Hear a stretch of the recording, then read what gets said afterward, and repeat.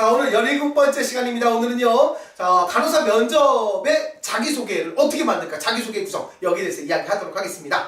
자, 95% 정도의 병원은요, 첫 번째 면접에서 질문은 바로 자기소개 하세요 일 겁니다. 그렇죠? 단체 인사를 하건 안 하건 간에 뭐 처음 시작할 때는 간단하게 자기소개 하세요. 요즘 간단하게 라는 말 많이 하죠.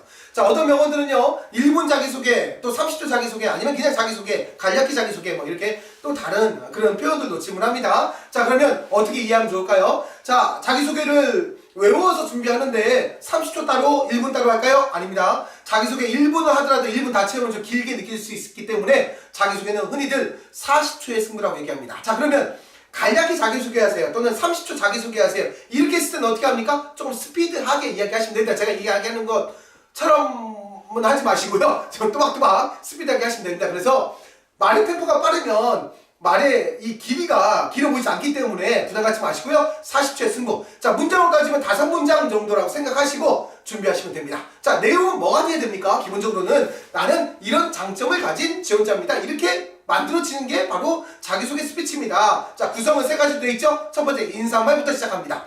자, 인사말을 쓰는 방법은 3가지 가장 많이 씁니다. 첫 번째는요, 키워드를 써요. 내 장점 키워드를 씁니다. 예를 들어서, 안녕하십니까, 처음 보는 사람과도 금방 친해질 수 있는 친화력이 장점인 뭐 이런 식으로 씁니다. 3교대에도 끄떡없는 강한 체력을 가진 뭐 이런 식으로 키워드를 씁니다. 자, 두 번째는요, 닉네임을 씁니다. 안녕하십니까, 며느리 삼고 싶은 예비간호사, 이러면 그 느낌이 무슨 느낌인지 알겠죠? 뭐 그런 거 많이 씁니다. 또 세 번째 방법은 인용관계를 많이 씁니다. 그러니까 좋은 격언이나 명언 이런 것들 간호하고 연결지어서 이야기하겠죠. 예를 들면, 안녕하십니까, 성공한 사람보다 가치 있는 사람이 되고 싶습니다. 세상에서 가장 가치 있는 일이 간호라고 믿는 지원자, 뭐 이런 식으로 이름까지 마무리하게 되죠. 자, 그 다음은 뭐가 들어갔냐면, 나는 이런 장점을 가진 지원자입니다 니까 내 장점 키워드가 나왔으면 바로 내가 체력이 좋다고 했어요. 그럼 체력이 좋다고 왜 했는지, 언제, 어디서, 어떻게, 누가, 뭘. 자, 6하원칙에 의해서 얘기를 합니다. 저는 대학교 입학해서 건강하게 학교 생활을 하기 위해서, 또 건강한 간호사가 되기 위한 과정으로 평소 배우고 싶었던 수영을 가족들과 함께 등록을 해서 4년간 열심히 수영을 배웠습니다. 자, 여기까지는요, 과정입니다.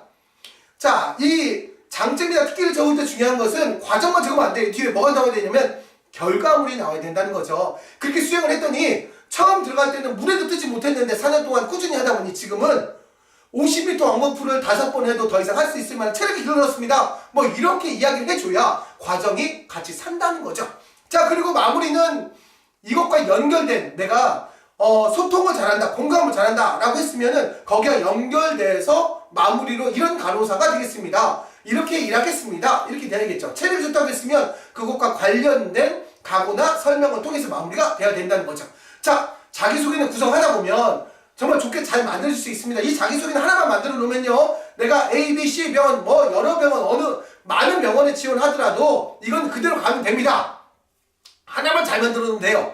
자, 근데 자기소개를 구성할 때 꼭 피해야 될 것들 어떤 게 있을까? 제가 몇 가지만 짚어보도록 하겠습니다. 첫 번째, 그래서 요자 붙이면 안 됩니다. 자, 면접이라고 하는 거는 실제로 내가 병원 생활에서 어떻게 간호사 일할 건지를 보여주는 사항입니다. 그래서 환자하고 말할 때 난 어떻게 한다, 이런 거 보여주는 거기 때문에 그래서요, 이래서요, 이런 거는 면접에서 안 되죠. 자, 특히 자기소개부터 그런 거 나오면 절대 안 됩니다. 질문하면 안 돼요. 면접관님, 겨울왕국이라는 영화를 본 적 있으십니까? 이렇게 물어보면 안 됩니다. 기분 나빠요. 예, 그거 생각해보면 답을 요구하고 내가 하는 게 아닙니다. 말투가 그런 거예요. 그냥 풀어서 가십시오. 겨울왕국이라는 영화를 본 적이 있습니다. 그 영화에 보면 엘사라는 캐릭터가 나옵니다. 이렇게 풀어주시는 게 좋습니다. 자, 접속사가 너무 많이 쓰면 안 돼. 접속사는 뭐냐면 쉽게 얘기하면 쉼표입니다. 쉼표. 그래서, 그러나 뭐 이런 것들이, 예를 들면 아르바이트 경험이 많아서 남녀노소 누구하고도 잘 어울릴 수 있고, 처음 보는 사람과도 금방 친해질 수 있어서 병원에 입사하게 된다면 막 이렇게 붙이는 거죠. 그러면 듣는 사람이 피곤해요. 도대체 하고자 하는 얘기가 뭐야 얘는. 자, 그렇게 하지 마세요. 그렇게 하지 말고 이거 짧게 끊으세요. 자, 이렇게 바뀌는 거죠. 저는 아르바이트 경험 많습니다. 그래서 남녀노소 누구하고도 잘 어울릴 수 있습니다. 처음 보는 사람과도 금방 지낼 수 있습니다. 이렇게 얘기하면 어때요? 하나하나가 그냥 쉽게 전달이 되죠. 자, 기본적으로 커뮤니케이션 원칙은 이겁니다. 내가 쉽게 표현하죠. 듣는 사람도 쉽게 이해한다. 이거 꼭 기억해 주시기 바라고요. 마지막으로 생각합니다. 장점이 뭡니까? 저는 누구와도 잘 어울릴 수 있는 장점을 가지고 있다고 생각합니다 보다는 장점을 갖고 있습니다 해야지 신뢰성을 가진다는 거 잊지 마시기 바랍니다. 자, 어떤 학생 이렇게 적었어요. 저는 신뢰받는 사람입니다. 대학 4년 동안 지각, 결석, 과제 제출 한 번도 해본 적이 없습니다. 라고 이야기를 합니다. 근데요, 그게 매력이 있을까요? 그거는 내가 스스로 만든 룰이 아니고 꼭 해야 되는 겁니다. 남이 정해놓은 룰이에요. 그거 지킨 게 내가 내 장점이다 라고 이야기하는 거는 눈높이가 다르다는 거죠.